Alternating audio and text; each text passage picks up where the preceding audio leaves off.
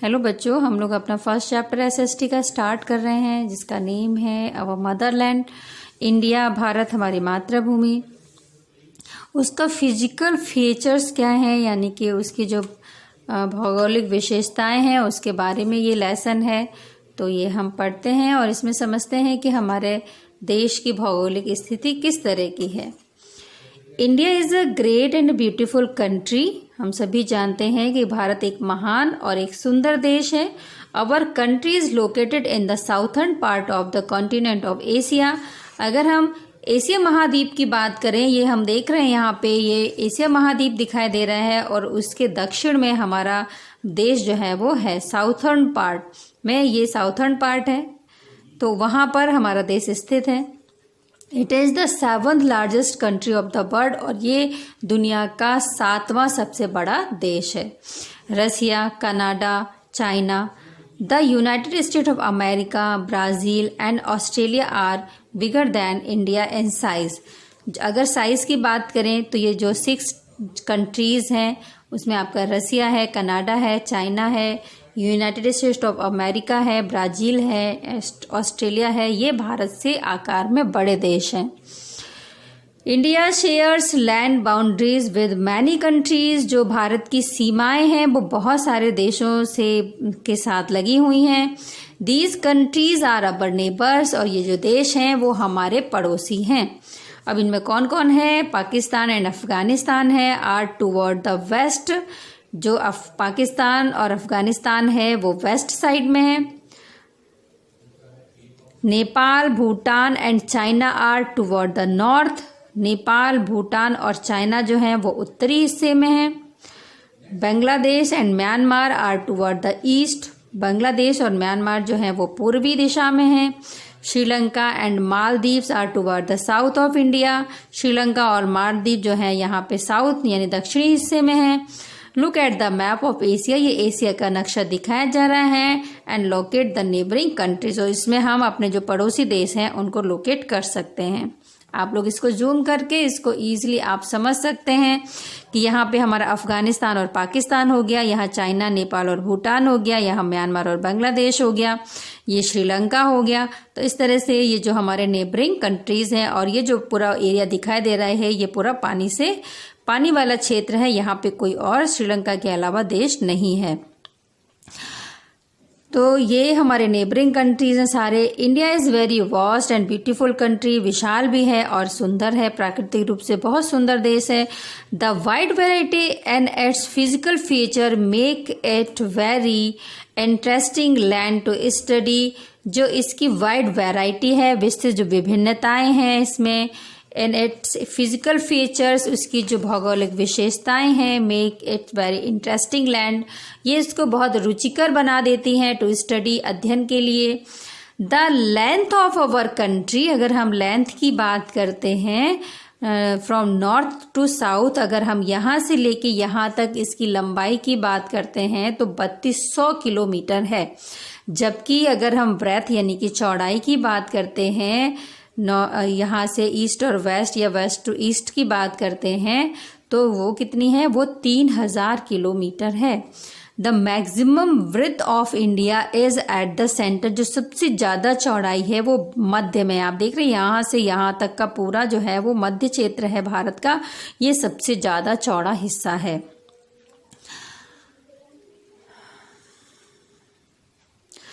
It decreases while going southward, और जैसे जैसे साउथ की तरफ बढ़ता है ये कम होता चला जाता है। The southern part of our country is a peninsula, और जो दक्षिणी हिस्सा ये जो भारत का दिखाई दे रहा है ये पेनिनसुला है। पेनिनसुला का मतलब होता है प्रायद्वीपीय क्षेत्र है।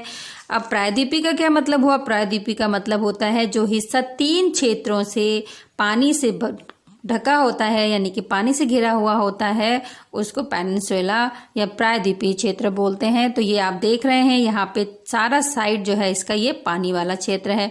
आगे दिखा रहे हैं, बता रहे हैं कि क्या क्या क्या है पानी के, कौन कौन से क्षेत्र हैं यहाँ पे।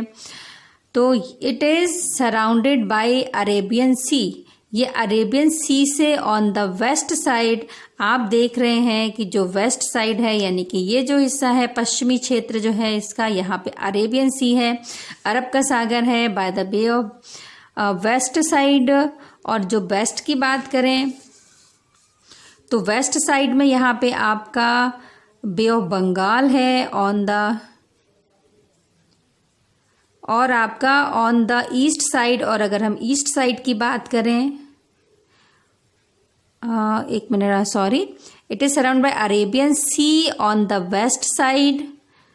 वेस्ट साइड में अरेबियन सी है by the bay of Bengal on the east side. और ईस्ट यानी कि पूरब की तरफ जो है वो बे ऑफ बंगाल है, इधर बे ऑफ बंगाल है, यहाँ पे अरेबियन सी है। और जो साउथ साइड की बात करें तो यहाँ पे इंडियन ओशियन है। तो ये आप मैप में पूरा देख सकते हैं। India is divided into 28 states, और जो भारत है वो 28 इसके राज्य हैं एंड 7 यूनियन टेरिटरीज हैं, और 7 जो हैं इसके केंद्र शासित राज्य हैं। Rajasthan is the largest state in term of area. अगर एरिया क्षेत्रफल की बात करें तो राजस्थान सबसे बड़ा राज्य है। Uttar Pradesh is the most populous state of our country, और अगर उत्तर प्रदेश की बात करें तो ये सबसे ज़्यादा आबादी वाला राज्य है। The land surface of India, Bharat का जो लैंड सरफेस है यानी कि जो भूमि सतह की बात करें, अगर उसकी लैंड सरफेस की बात करें, धरातल की बात करें भारत की, is not the same everywhere, तो वो हर जगह एक जैसी नहीं है। It differs from place to place, ये हर जगह जगह पर अलग हो जाती हैं। At some places there are big mountains, कुछ जगह पर बहुत सारे माउंटेन्स हैं, एंड हिल्स, पहाड़ियाँ हैं। वेयर एज, जबकि सम पार्ट्स हैव प्लेन्स, कुछ समतल जगह हैं कहीं पर, एंड प्लेट्यूज, कहीं पठार हैं। Some of its parts are drained by big rivers, बहुत, और कुछ जो हैं स्थान ऐसे हैं, हिस्से ऐसे हैं जहाँ पर नदियाँ निकली हैं, नदियाँ बहती हैं। वेयर एज, जबकि सम आर ड्राई, कुछ सूखे हुए भी क्षेत्र हैं, एंड हैव नो रिवर, जहाँ कोई नदी नहीं बहती। We find deserts in one part of it, इसके एक क्षेत्र में हम रेगिस्तान भी देखते हैं। वाइल, जबकि the other part are covered with thick forest, जबकि जो दूसरा हिस्सा है वो घने जंगलों से घिरा हुआ है। The climate in India is also not same, और जो क्लाइमेट है, जो यहाँ का वातावरण, जो क्लाइमेट यानी कि जो मौसम है इन इंडिया, भारत का, इज नॉट सेम, वो भी एक जैसा नहीं है।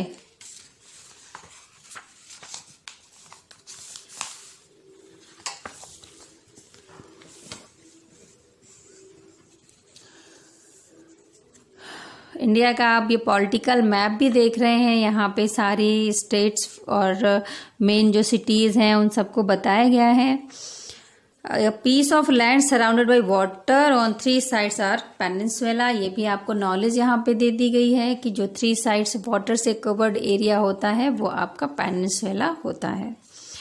एट एवरी प्लेस, हर स्थान पर, in the northern plains of India, जो भारत का जो दक्षिणी समतल जो भारत की भूमि है, there is a several climate, वहाँ पर भिन्न भिन्न प्रकार का जो है वो मौसम होता है। वेयर एज, जबकि coastal areas enjoy mild climate, जबकि जो कोस्टल एरियाज होते हैं वहाँ का क्लाइमेट माइल्ड होता है, यानी कि बहुत जल्दी बदलने वाला होता है, ठीक रहता है, नॉर्मल रहता है। India has about 7,000 kilometres long coast line, भारत में लगभग 7,000 किलोमीटर लंबी कोस्ट लाइन है, यानी कि समुद्री रेखा है, तटीय रेखा है। So India is a land of mountains, plains, desert, plateaus, rivers, forest etcetera. इसलिए भारत जो है वो पर्वतों का, मैदानों का, रेगिस्तान का, पठारों का, नदियों का और जंगलों का देश है, की भूमि है। The wide variety in its physical feature, और इसकी जो भौगोलिक विभिन्नताओं की जो विशेषताएं हैं, makes India an interesting land to study, इसके अध्ययन के लिए भारत को बहुत रुचिकर बना देती है। The physical division of our country are as follows, जो इसका अगर फिजिकल डिवीजन करते हैं, भौगोलिक बंटवारा करते हैं तो इस तरह से किया जा सकता है। पहला आपका नॉर्थ माउंटेन है, सेकेंड इसका नॉर्थर्न प्लेन है, फिर आपका वेस्टर्न डेजर्ट है, फिर साउथर्न प्लेट्यूज हैं और कोस्टल प्लेन्स एंड आइलैंड्स हैं। तो इस तरह से भारत को 5 ये फिजिकल जो इसके डिवीज़न है वो किए जा सकते हैं। उसके बाद में